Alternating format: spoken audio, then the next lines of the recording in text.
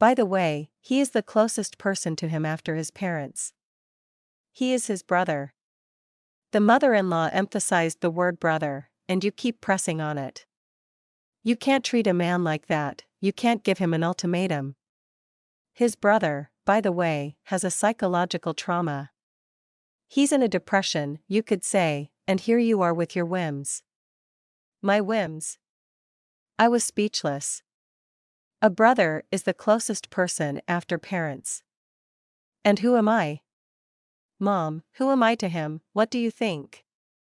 A neighbor? Oh, I get it, I'm a cleaner, a cook, and also free housing. Mom, I get the feeling that my husband brought into our home an overgrown son from a previous marriage.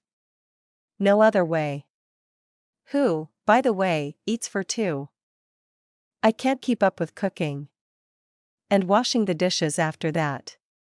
Elena complained to her mother once again. Elena and Alexander are newlyweds. They have been married for almost 3 years.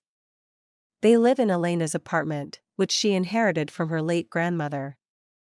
Alexander does not have his own housing but dreams of improving their living conditions and having a child in the future. But having a child in a one-bedroom apartment is challenging. However, his dreams have not yet come true for various reasons. And life is getting more expensive day by day, and Alexander's income is unstable. And recently, they had another unpleasant situation. Alexander's younger brother, Dmitry, divorced his wife. Their divorce was loud, with scandals, property division, and in the end, they even managed to have a fight. After that, Dmitry visited them for the first time. To complain about life and his ex-wife. More precisely, he came to see his brother. That's what he said. That's how things are, brother. Everything for the house, everything for the family, but she. He sobbed, talking at the table about his ungrateful ex-wife. She lived like a queen, everything was done for her. And suddenly I became not good enough. Why, who knows? He looked at Elena with a slightly squinting eye. The eye was squinting either from grief or from the alcohol. Elena shook her head in fear. As if to say, I don't know. That's what I'm talking about. I didn't need this Ekaterina for 100 years. 300. If I wanted to, but now. He completely lost his train of thought. He hopelessly waved his hand and took a big bite of another sandwich. Since then, his visits became more frequent. And then they turned into regular dinners and Sunday lunches. Elena was running herself ragged to cook, feed them, and then wash a mountain of dishes. Brother Dmitry had an excellent appetite and, apparently, a gift of clairvoyance.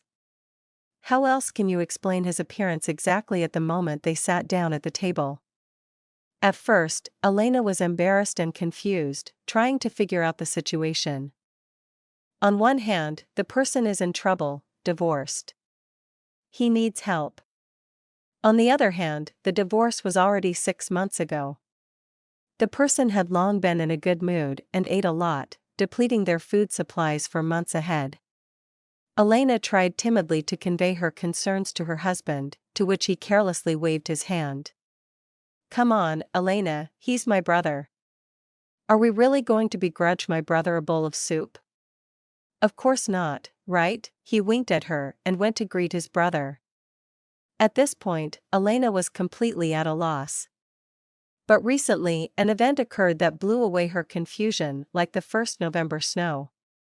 Her birthday was approaching, and as a good hostess, she was slowly stocking up on goodies. Dreaming of inviting her closest friends and celebrating this momentous occasion. Elena was about to turn 30. Today, she had added to her supplies by buying a half-kilogram jar of red caviar. After admiring it for a minute, she placed it on a high shelf, strictly warning her husband that it was for her birthday celebration. How surprised and outraged she was when, returning one evening from work, she found her husband and his brother in her kitchen.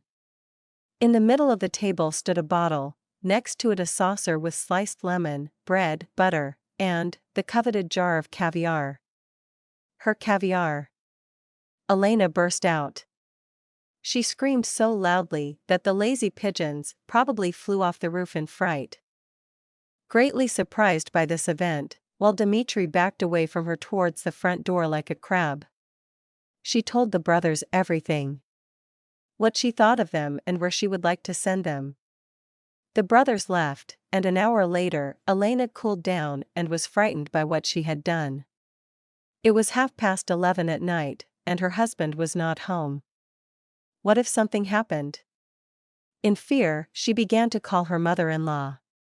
He's with me, he's with me. Both of them are with me. But don't think he will put up with your antics.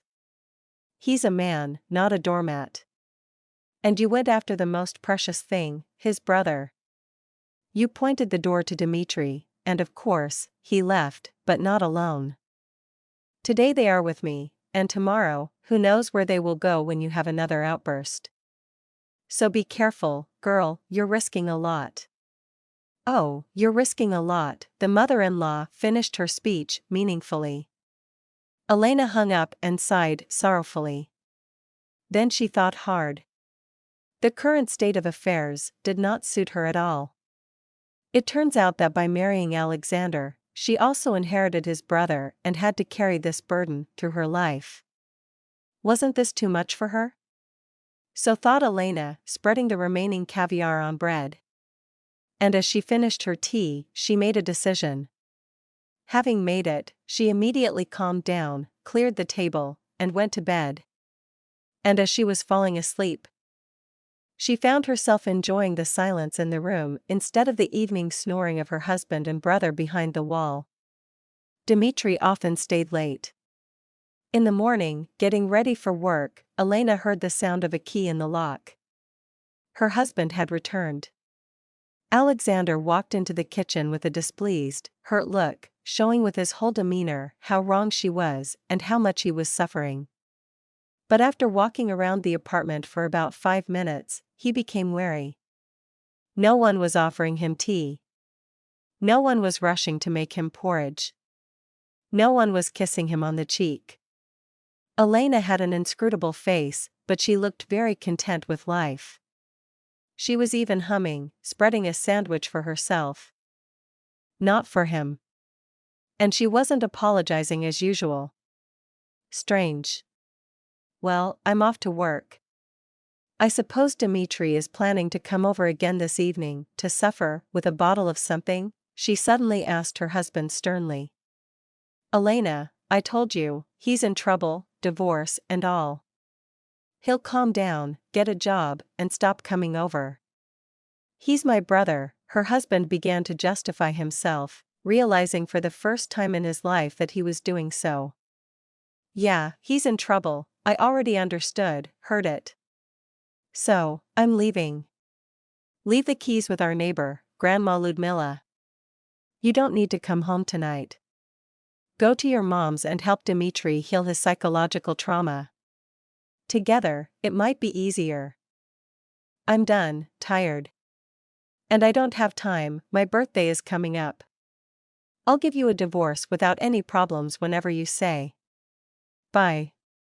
Elena blew her husband a kiss and walked out the door, leaving him standing there with the face of someone who had been hit with a sack of flour.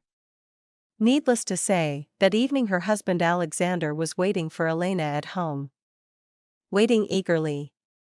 In a kitchen scrubbed to a shine, with dinner prepared, her favorite bird's milk candy, and a bouquet of roses in a vase. And opening the fridge, one could see an unopened jar of red caviar for the birthday on the door. Elena took off her shoes, returned her husband's kiss, and looked around at her beloved walls. Silence, cleanliness, and no suffering brothers, just as she had dreamed. They dined and chatted pleasantly as if nothing had happened. As if there was no morning conversation, no brother, nothing at all. Truly, your works are wonderful, Lord, you never know what life will bring.